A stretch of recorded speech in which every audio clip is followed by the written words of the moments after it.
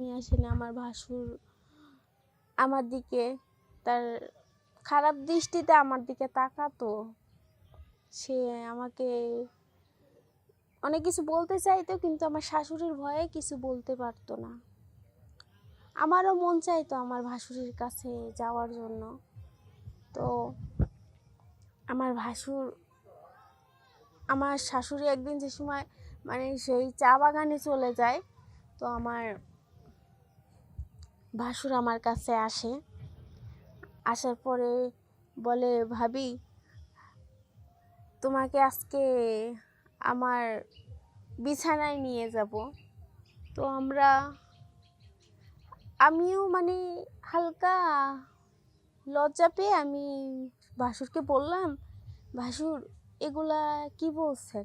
যত আমি স্বামী ছাড়া অনেক দিন, আমার মুখে তেমন একটা লজ্জার ভাব নিয়ে আমার ভাসুরকে আমি বললাম, আমার মনটাও চাচ্ছে তাকে কাছে পাওয়ার জন্য। দর্শক সবাই কেমন আছেন? আমি চলে আসলাম আমার জীবনের ছোট্ট একটা গল্প নিয়ে আপনাদেরকে বলবো, বলে শোনাবেন, ভালো লাগলে বলবেন। তো আমার বিয়ে হয়, আমার অনেক অল্প বয়সে বিয়ে হয়। যেমন 16 বছর আমার বয়স যে সময় পড়ে, তো আমার বাবা মা আমাকে বিয়ে দিয়ে দেয় সিলেটে আমাকে বিয়ে দিয়ে দেয়। তো আমার হাজব্যান্ডের সাথে আমি ফার্স্টে আমার শ্বশুর বাড়িতে যাই। সবাই অনেক ভালো আছে, আমার শাশুড়ি আমাকে অনেক ভালোবাসতো, আমার ভাসুর ছিল, আমার স্বামী ছিল। আমরা সব একসাথে প্রথম যা সংসার একসাথেই ছিল, খাওয়া দাওয়া চলাফেরা একসাথে হতো। তো হঠাৎ করে আমার স্বামী আমাকে রেখে ঢাকায় চলে যায় চাকরির জন্য, কাজ করার জন্য। তো আমাকে একা সিলেটে রেখে আসে।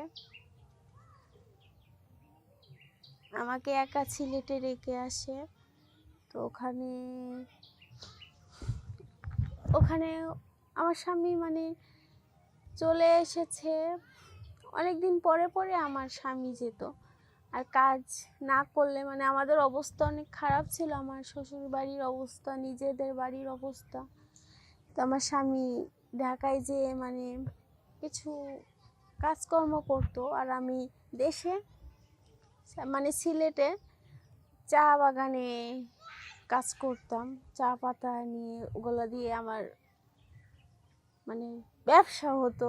আমার শাশুড়ি একটা ব্যবসা করতো, চা বাগানের পাতা নিয়ে ওগুলো বিক্রি করা হতো। তো নিয়ে আসতাম, এনে আমার শাশুড়ি, আমার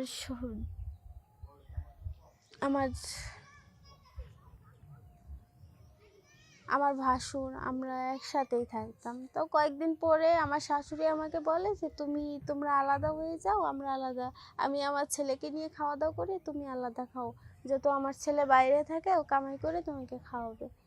তো পাশাপাশি নিজেদের খরচ আছে, আমি কাজ করতাম, ভালোই চলে যেত, আমি একা থাকতাম।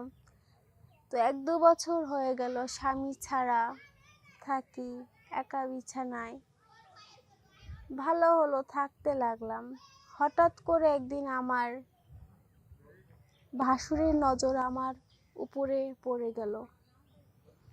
তো মেয়ে মানুষের মনটা অনেক নরম হয়। তো আমার ভাসুরের নজর পড়ে গেল আমার উপরে। আমিও একা থাকি, স্বামী আমার সাথে বছরে আসে দেখা করতে, না আসতে পারলে আসে না।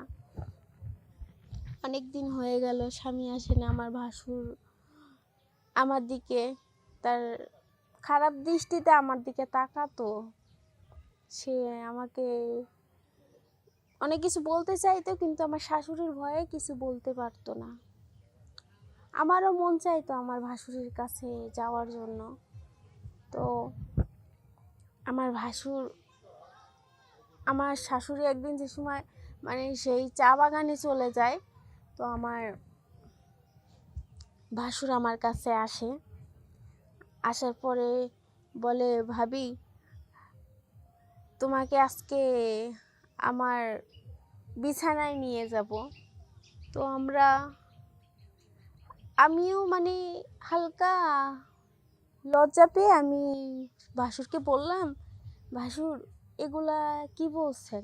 যত আমি স্বামী ছাড়া অনেক দিন, আমার মুখে তেমন একটা লজ্জার ভাব নিয়ে আমার ভাসুরকে আমি বললাম, মানে আমার মনটাও চাচ্ছে তাকে কাছে পাওয়ার জন্য। তো আমি বলে আমি আমার রুমে চলে আসলাম। ভাসুর কি বললো সেটা শুনলাম না আর। তো আমার ভাসুর আস্তে আস্তে আমার রুমে আসলো, এসে আমাকে ওখানে ধরলে অনেক দিন পরে পুরুষ মানুষের ছোঁয়া পেলাম। ভালো লাগছিল যে আমার স্বামী বিয়ে করে আমাকে রেখে গিয়েছে, এতদিন হয়ে গেল আসলো না। ভাসুর আমার কাছে এসেছে, ভালো লাগছিল। তো আমাদের মানে শারীরিক সম্পর্ক হয়ে যায় আমার ভাসুরির সাথে। এভাবে কেটে যায় কয়েকদিন। থাকে আমার শাশুড়ি কাজে থাকে, আমি কাজে থাকি, সংসারটা তো সাজাতে হবে। তো এভাবে অনেক দিন কেটে যায়। তো আমার স্বামী আসে ঢাকা থেকে আসে। আমার স্বামীকে আমার আর ভালো লাগছিল না, সে আমাকে ছুঁইতে চাইলে আমার ভালো লাগতো না। আমার মনটা সে সময় আমার ভাসুরির উপরে চলে গিয়েছিল। কিন্তু মেয়ে মানুষের মন যার উপরে যায়, যাকে ভালো লাগে তার কাছেই থাকতে ভালো লাগে। আমি কি বলতে চাচ্ছি আপনারা তো বুঝতে পারছেন। মনের উপরে সব কিছু ডিপেন্ড করে। এবার মানে আমার স্বামী আসলো, সে আমাকে কাছে ডাকে, আমি যাই না তার কাছে। আমি সবসময় আমার ভাসুরির দিকে তাকাই।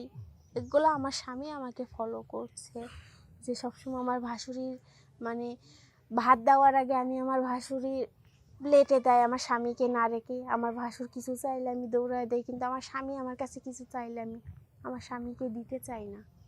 রাত্রে এক বিছানায় ঘুমাই না, আমার স্বামী উপরে থাকে, আমি নিচে ঘুমাই। আমার স্বামীকে আমার শরীরে কাজ করতে দিই না। এগুলো বিষয়ে আমার স্বামী আমাকে সন্দেহ করতে লাগলো। এটাই স্বাভাবিক। একটা মেয়ে মানুষ একটা ছেলে মানুষ অনেক দিন পরে আসবে, তো তার বউকে যদি কাছে না পায়, একটা পুরুষ মানুষের এমনই মনে হয়। তো আমার স্বামী আমার কাছে আসলে আমি মানে সরিয়ে দিতাম, ভালো লাগতো না।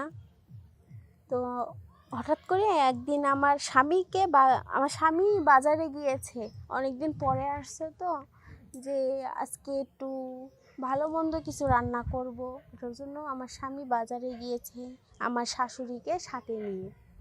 আর এই মধ্যে আমার ভাসুর আমাকে এসে বলেছে যে আজকে রাত্রে তোমাকে আমার কাছে চাই।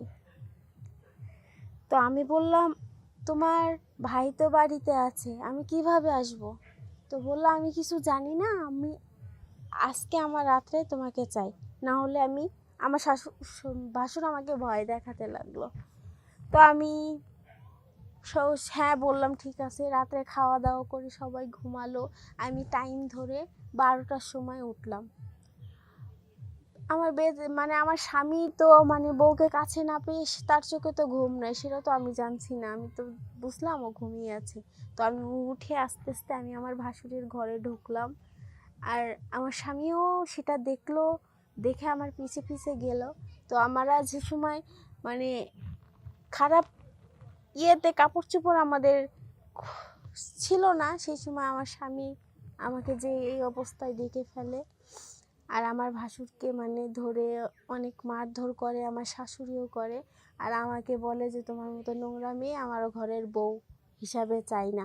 আমার বাবা মাকে ডেকে এনে আমাকে মানে আমার হাজবেন্ড আমাকে ডিভোর্স দিয়ে দেয়। এটা অনেক কষ্টর ব্যাপার, যে নিজের সুখের জন্য মানে কিভাবে বোঝাবো আপনাদেরকে, অল্প কিছু সুখের জন্য আমি সারা জীবনের সুখটাই হারিয়ে ফেললাম। আমার মতো এরকম কোনো বোন করবে না। ক্ষণিকের জন্য কেউ মানে কিছু হারিয়ে ফেলবেন না। আমি শুধুমাত্র কয়েক ঘন্টার ভালোবাসার জন্য, কয়েক মিনিটের ভালোবাসার জন্য আমি সারা জীবনে সুখটাই হারিয়ে ফেললাম। স্বামী ছাড়া আছি, সুখে নেই। এখন আমার উপায়, আমি এখন গার্মেন্টসে কাজ করে খাই। আর যদি স্বামীর সংসারে থাকতাম, সুখে থাকতাম, ভালো থাকতাম, কোনো বাইরের একটা লোক আমার উপরে খারাপ কথা বলতে পারতো না। তো আমার প্রিয় বোনেরা, আমার মতো ভুল তোমরা কেউ করবে না। আমি যে ভুলটা করেছি, নিজের হাতে নিজের সংসারটাকে নষ্ট করো না, সুখে সংসার করো, সবাই ভালো থাকো।